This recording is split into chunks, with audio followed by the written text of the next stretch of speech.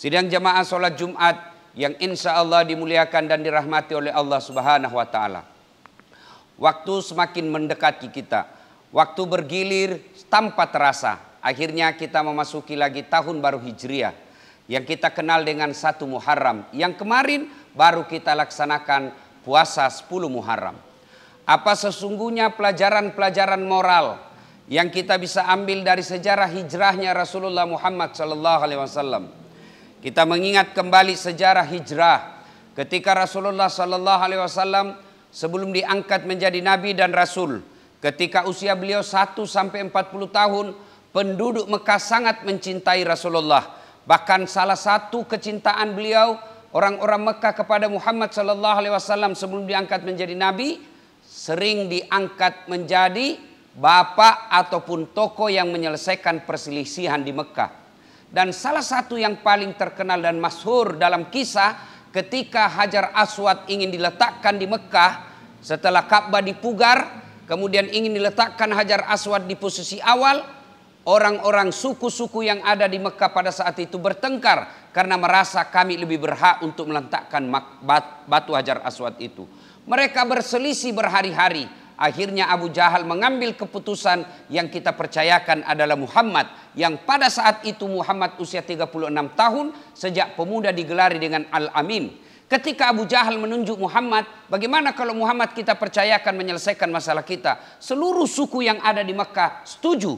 Dan selesailah masalah itu tanpa ada yang merasa dirugikan. Begitu hormat dan respeknya orang-orang Makkah kepada Muhammad pada saat itu. Kemudian pada saat usia Muhammad SAW 40 tahun dan diangkat menjadi nabi dan rasul, la ilaha illallah Muhammad dan Rasulullah, tiada Tuhan selain Allah, Muhammad adalah utusan Allah. Setelah dideklarasikan ini, tokoh-tokoh masyarakat Makkah pada saat itu mulai terusik. Siapa ini Muhammad? Anak junior, anak baru kemarin, mau mensingkirkan kita. Akhirnya mereka melakukan perlawanan. Bukan karena benci kepada Muhammad, tapi orang-orang tokoh-tokoh di Mekah waktu itu yang sudah berada pada zona nyaman merasa terusik. Jadi memang ketika ada isu-isu kebenaran, misi-misi kebenaran yang kita sampaikan, pasti ada orang yang merasa terusik dengan itu karena dia merasa sudah nyaman selama ini. Dialah Abu Jahal, Abu Lahab, Abu Sufyan dan sahabat-sahabatnya. Yang kita kenal tokoh-tokoh Arab Quraisy waktu itu menolak. Bukan karena menolak ajaran Muhammad, tapi karena kebenciannya bahwa zona nyaman tergeser. Akhirnya mereka melakukan perlawanan. Dan puncaknya mereka kafir Quraisy menghina, bahkan sampai menteror Nabi. Tidak cukup sampai di situ, jiwa raga Nabi pun terancam untuk dibunuh. Akhirnya Allah perintahkan Rasulullah hijrah dari Mekah ke Madinah. Ketika itu rumah Nabi dikepung. Sejarah menceritakan orang yang lewat pasti kelihatan. Tapi Allah perintahkan Rasulullah membaca ayat Bismillahirrahmanirrahim. Wa ja'alna min baini aydihim saddan wa min halfihim saddan fa aghsaynahum fahum la yubsirun. Allah menutup mata mereka. Seolah-olah ada dinding depan, belakang, samping, kiri, kanan. Muhammad lewat, tak satu pun yang melihatnya. Nabi lalu melanjutkan perjalanannya. Bersembunyi 3 hari di Gua Zur. Pada saat itu Abu Jahal karena jengkelnya membuat sayembara. Siapa yang mendapati Nabi Muhammad, siapa yang mendapati Muhammad dalam keadaan hidup atau mati, saya berikan hadiah 100 ekor onta. Yang kira-kira kalau dirupiahkan sekarang 2,5 miliar. Siapa yang dapat Muhammad, saya kasih hadiah 2,5 miliar. Maka menyebarlah orang yang mengejar hadiah. Salah satu orang yang hebat mencari jejak pada saat itu namanya Suraqah bin Malik. Dia tidak perlu melihat jejak kaki. Dia tidak perlu melihat jejak onta. Tapi dia cukup melakukan penciuman. Kira-kira kalau sekarang anjing pelacak. Dia bisa mengetahui tanpa melihat jejak-jejak kaki. Dia hanya mencium angin. Oh, bau Muhammad. Dia bisa kejar. Dan apa yang terjadi? Dia dapati Muhammad. Tapi ketika kuda Suraqah bin Malik maju. Dengan izin Allah, standing kudanya. Jumping kalau bahasa anak mudanya. Jatuh Suraqah, naik lagi, jatuh lagi, naik lagi, jatuh lagi, sampai 3 kali. Kemudian Suraqah berkata, wah ini bukan orang biasa, ini pasti dilindungi oleh Allah. Akhirnya Suraqah yang tadinya mau membunuh Nabi, keluar rumah menghunus pedang, mengejar Nabi, mengejar hadiah karena mau membunuh Nabi. Subhanallah, dengan izin Allah pulang membawa hidayah. Banyak di antara kita keluar rumah dalam keadaan Islam, keluar rumah membawa iman, tapi pulang membawa barang haram. Suraqah bin Malik keluar rumah dengan penuh kebencian, murka, tapi dengan izin Allah kembali mendapat hidayah. 3 hari 3 malam Nabi bersembunyi di Gua Zur, sampai 2 itu pun didapati oleh Abu Jahal dan kawan-kawan. Kira-kira kalau sekarang Densus. Karena Abu Jahal membentuk pasukan khusus untuk mengejar Nabi. Pemuda punah pilihan. Begitu Abu Jahal mengintip ke dalam mulut Gua Zur, Abu Bakar berkata kalau bahasa Makassar, mati maki. Didapak maki ini. Dahlah, mati sudah kita Muhammad. Tapi Muhammad dengan tenang menyampaikan kepada Abu Bakar, Abu Bakar la tahzan, innallaha ma'ana. Abu Bakar jangan kau cemas, Allah bersama dengan kita. Kenapa Abu Bakar hakul yakin, tenang? Karena yang mengucapkan memang orang yang dekat dengan Allah. Orang yang selalu mengabdikan dirinya untuk perintah Allah. Mengatakan jangan kau khawatir, Allah bersama dengan kita. Kalau kita tidak pernah sholat, suka makan uang haram, tidak pernah sholat, tidak pernah puasa, suka judi, maksiat kita lakukan, lalu kita berkata jangan cemas, Allah bersama dengan kita. Mana kita mau yakin?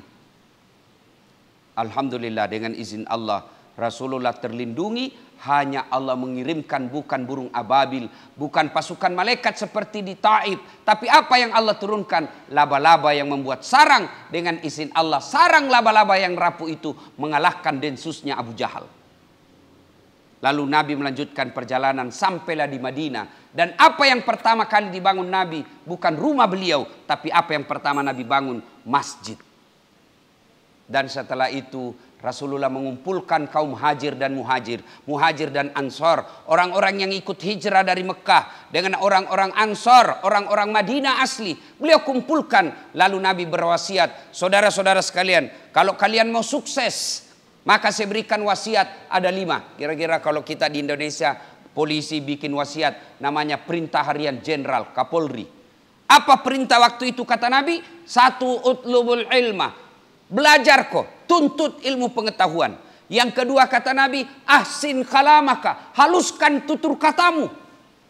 Orang yang tinggi pangkatnya, orang yang kaya, orang yang populer, orang yang tinggi jabatannya, santun berbicara, insya Allah akan dicintai meskipun sudah hilang jabatannya.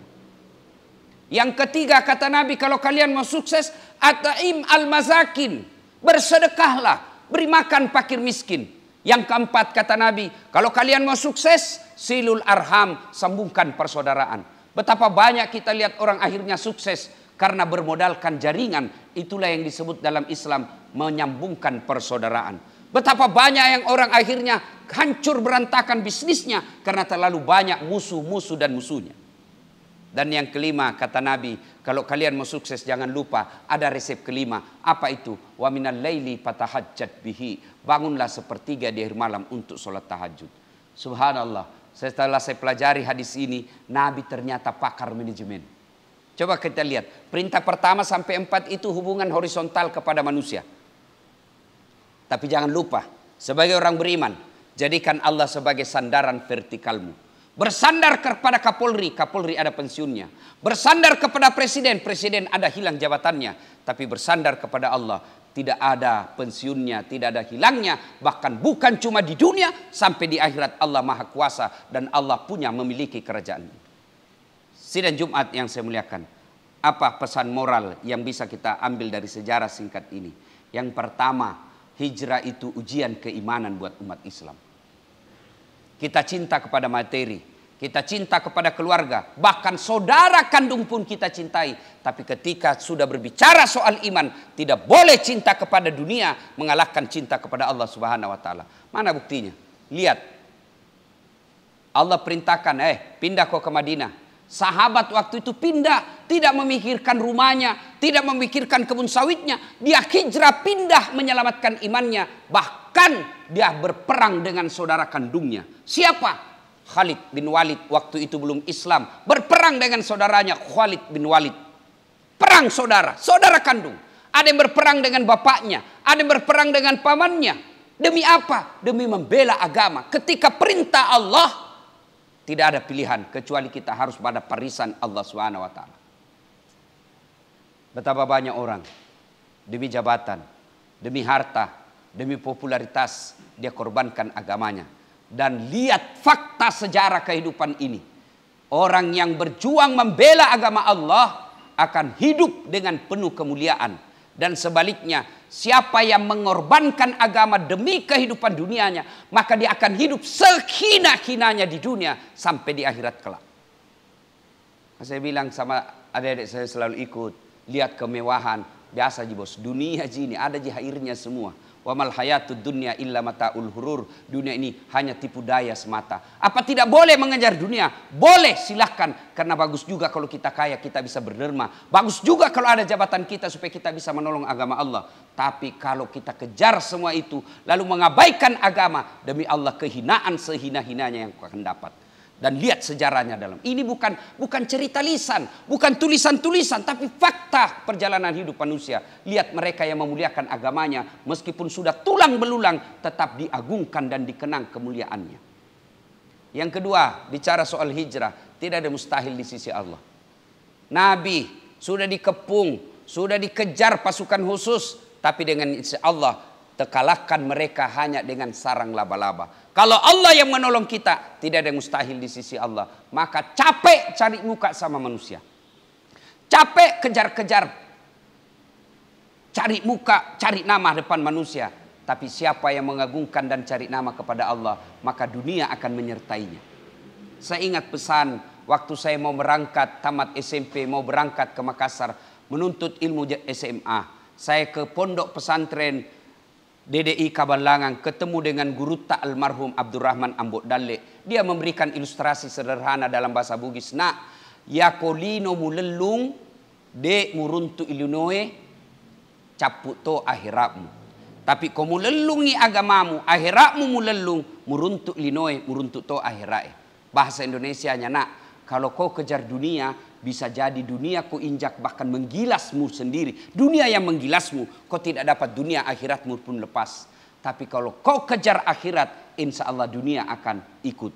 Maka terkenallah pepatah kita waktu sekolah, kalau kau menanam padi pasti akan tumbuh rumput. Tapi kalau kau menanam rumput, jangan harap akan tumbuh padi. Siapa yang mengejar dunia, insya Allah akhiratnya akan hidup. Tapi siapa yang mengejar dunia semata, maka dunianya akan hilang, akhiratnya pun akan sengsara. Tapi siapa yang mengejar akhiratnya, insya Allah dunia ikut, akhiratnya akan selamat. Inilah makna hijrah yang selalu kita peringatkan tiap tahun. Kejadian hijrah hanya sekali sepanjang perjalanan sejarah Islam. Tapi hijrah dalam konsep perjuangan mestinya harus kita jalani 24 jam. Dan apa hadiah bagi orang yang berhijrah? Apa apresiasi dari Allah mereka yang berhijrah? Al-Quran menjelaskan, bismillahirrahmanirrahim, innalladzina amanu walladzina hajaru wajahadu fi sabilillahi ulaika yarjuna rahmatallahi wallahu ghafurur rahim. Orang yang berhijrah, maka Allah akan memberikan rahmat dan kasih sayangnya, dan Allah akan menyertakan hidupnya selalu dalam ampunan Allah Subhanahu wa taala. Semoga ada manfaat, lebih dan kurangnya mohon dimaafkan. Nun wal kalam yamsturun billahi fi sabilil haq. Barakallahu li wa lakum wa izza'il mu'minin innahu huwal ghafurur rahim.